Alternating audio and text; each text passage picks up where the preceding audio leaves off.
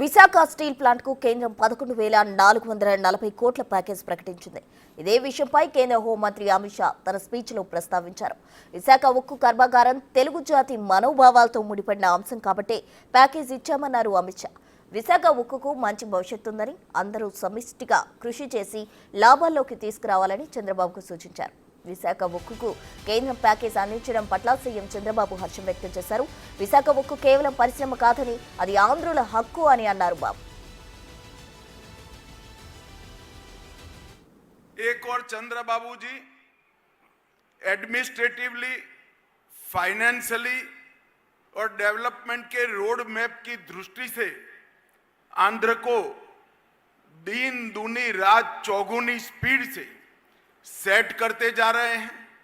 और दूसरी ओर 6 माह में नरेंद्र मोदी जी ने 3 लाख करोड़ से ज्यादा का इन्वेस्टमेंट और मदद आंध्र प्रदेश के लिए भेजी है। 2 दिन पहले ही कैबिनेट में विशाखापट्टनम के स्टील प्लांट के लिए 11,000 करोड़ रुपए की इन्वेस्टमेंट की घोषणा, मदद की घोषणा नरेंद्र मोदी जी ने की है। इसमें 11,000 करोड़ रुपए से ज्यादा महत्वपूर्ण यह है कि आंध्र का गौरव ऐसा विशाखापट्टनम स्टील प्लांट अब लंबे समय तक चलने वाला है, वो सुनिश्चित हो गया है। అయితే విశాఖ స్టీల్ ప్లాంట్ కు కేంద్రం ఇచ్చిన ప్యాకేజీపై వైసీపీ నేతలు పలు అనుమానాలు వ్యక్తం చేస్తున్నారు. వైజాగ్ స్టీల్ ప్లాంట్ ప్రైవేటీకరణ జరగదని కూటమి ప్రభుత్వం స్పష్టంగా ఎందుకు చెప్పలేదని ప్రశ్నించారు మాజీ మంత్రి బొత్స సత్యనారాయణ. ప్రధాని మోదీ దగ్గర స్టీల్ ప్లాంట్ అంశంపై ఎందుకు చర్చించలేదని ప్రశ్నించారు. గత కొద్ది రోజులుగా జరుగుతున్న పరిణామాలపై తమకు అనుమానాలున్నాయన్నారు. ప్రైవేటీకరణలో భాగంగానే ప్యాకేజ్ ఇచ్చారని ఆరోపించారు. స్టీల్ ప్లాంట్ పై ముసుగులో గుద్దులాట ఉందన్నారు. మీ వైఖరి స్పష్టంగా చెప్పాలని, ఇచ్చే 11,000 కోట్లకు ఎన్నో షరతులు పెట్టారని, ప్యాకేజ్ వెనుక ఏదో మతలబు ఉందని అనుమానాలు వ్యక్తం చేశారు బొత్స. మాకు చాలా అనుమానాలు ఉన్నాయి. ఈ ఫ్యాక్టరీని దివాలా తీస్తున్న ఈ సందర్భంలో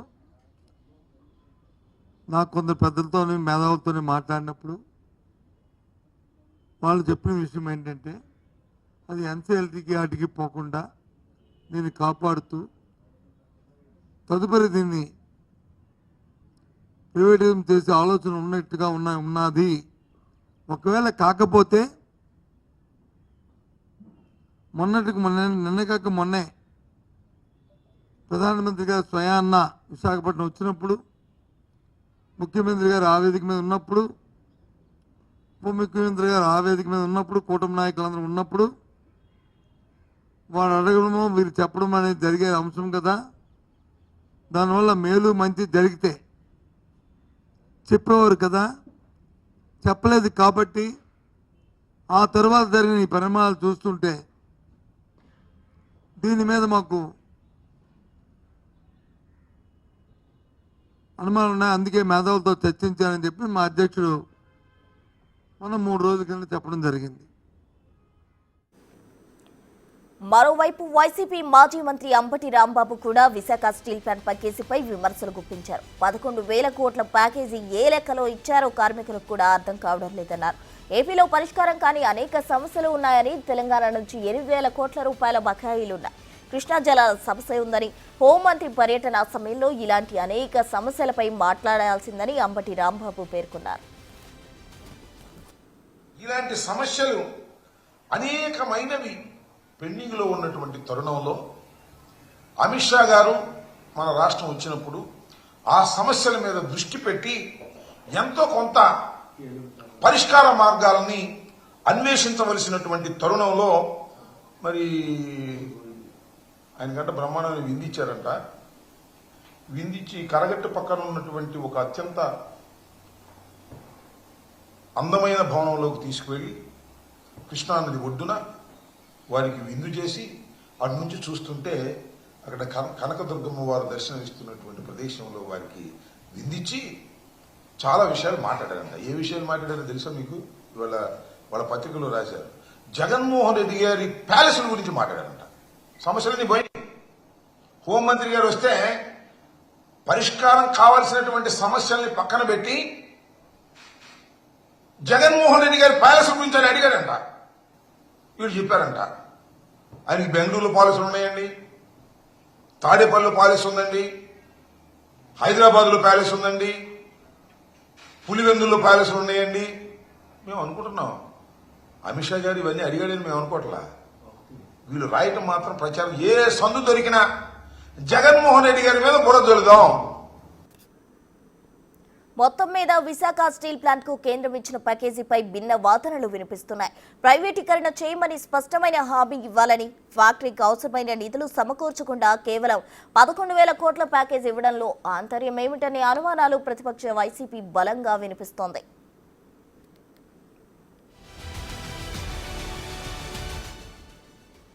విశాఖ స్టీల్ ప్లాంట్ కు సంబంధించి కేంద్రం ప్రకటించిన ప్యాకేజీపై అనుమానాలున్నాయంటూ వైసీపీ నేతలు బలంగా వినిపిస్తున్నారు. దీనికి సంబంధించి పూర్తి వివరాలు మా ప్రతినిధి శివ అమరావతి నుండి అందించేందుకు సిద్ధంగా ఉన్నారు.